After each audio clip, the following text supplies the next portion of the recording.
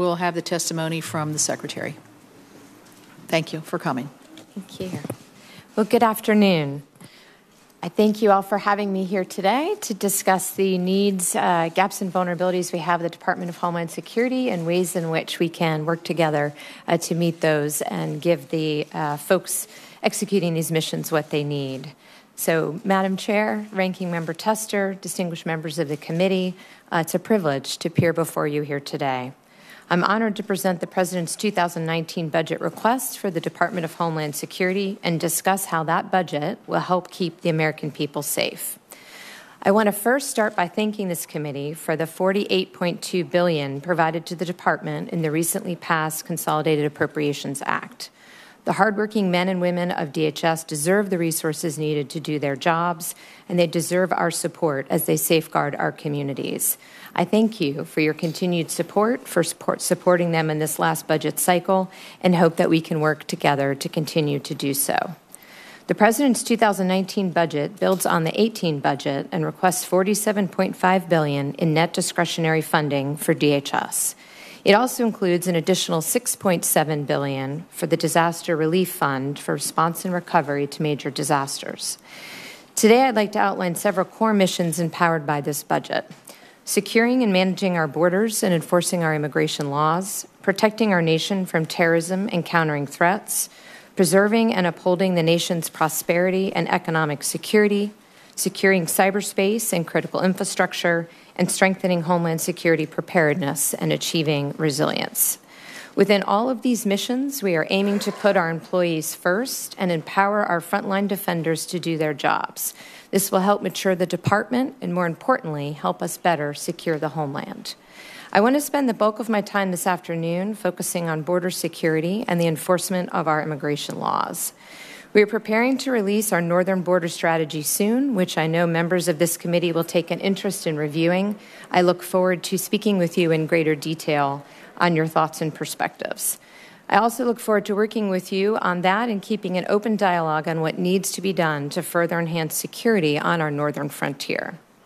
On the southwest border, which gets more attention these days, we have made vast improvements over the past 15 months, but make no mistake, we do face a crisis. We continue to see unacceptable levels of illegal drugs, dangerous gangs, criminal activity, and illegal aliens flow across our southern border. The current statistics for last month are simply sobering. Overall, the number of illegal aliens encountered at the border more than tripled when compared to the same time last year. For the second month in a row, we have seen more than 50,000 illegal aliens enter our country. We've been apprehending these crossers with historic efficiency, but illicit smuggling groups understand that our ability to actually remove those who come here illegally does not keep pace, so they continue to come back. For example, just the other week, our agents received a tip about a suspected smuggler in McAllen, Texas. When they searched his residence, they found not only a firearm and ammunition, but also 70 people in a so-called stash house, all illegally in the United States. The man himself had 4 removal orders and had been convicted of illegal entry 5 times. That's what we're up against. Fortunately, the President's budget would invest in new border wall construction, technology, and infrastructure to stop illegal activity. The proposed budget would also allow us to recruit, hire, and train additional U.S. Border Patrol agents, additional U.S. Immigration and Customs Enforcement officers, and additional support personnel to help carry out these critical missions. As we seek more funding for our border wall system, our people, and the assets we need, I will press forward with tough border security actions and enforcement to the fullest extent of the law. My message to smugglers, traffickers, and criminals is clear. If you try to enter our country without authorization, you have broken the law. The Attorney General has declared that we will have zero tolerance for all illegal border crossings, and I stand by that. We are a country of laws. It is our policy that anyone crossing the border illegally will be detained and referred for prosecution. We will no longer exempt classes or groups of individuals from prosecution, and if they file a fraudulent asylum claim or assist others in doing so, they will also be referred for prosecution, convicted, and removed from the United States. But our zero-tolerance policy and more funding for border security will only get us partway there.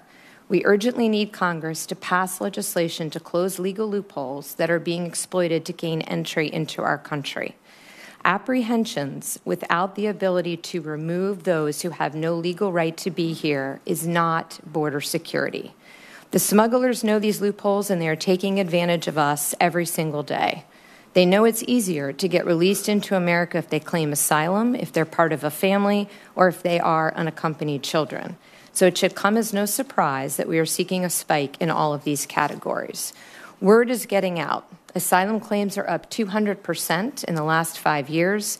Family unit apprehensions are up nearly 600% compared to this time last year, and UAC apprehensions are up more than 300%. In fact, 5 years ago, apprehensions of families and unaccompanied children were less than 1 out of every 10 apprehensions. Now they approach almost 1/2, 40% of all apprehensions. The gaming of the system is unacceptable. We need urgent action from Congress to close these dangerous legal loopholes that are making our country vulnerable. For border security to work, violation of the law must have consequences. Before I move on, I want to make one final point. While activists claim that these migrant flows are helping people, I would argue the opposite. The journey to our border endangers the illegal alien themselves, the communities they pass through, our agents at the border, and U.S. communities in our homeland. Illegal migrants face the prospect of robbery, rape, and murder as they travel, and the criminal networks smuggling them are the same networks that smuggle drugs and weapons and which have caused instability in communities throughout the region and our country. To be clear, human smuggling operations are lining the pockets of transnational criminals. They are not humanitarian endeavors. Smugglers prioritize profit over people. And when aliens pay them to get here, they are contributing up to $500 million a year to groups that are fueling greater violence and instability in America. There are other options, aside from the dangerous journey north to our borders, ones that I continue to advocate. If they have a legitimate need to flee their home countries, migrants should seek protection in the first safe country they enter, including Mexico, not subject themselves to an unnecessary long and dangerous journey and/or turn themselves in to the ports of entry. I have met with hundreds of members of Congress. They have all told me they want to secure the border. But when it comes down to it, too often there is reluctance to support our folks in doing what they were required to do, which is enforce the law. That's what our men and women have signed up for. That's the oath I took. This is also what the American people demand. We are a country of laws.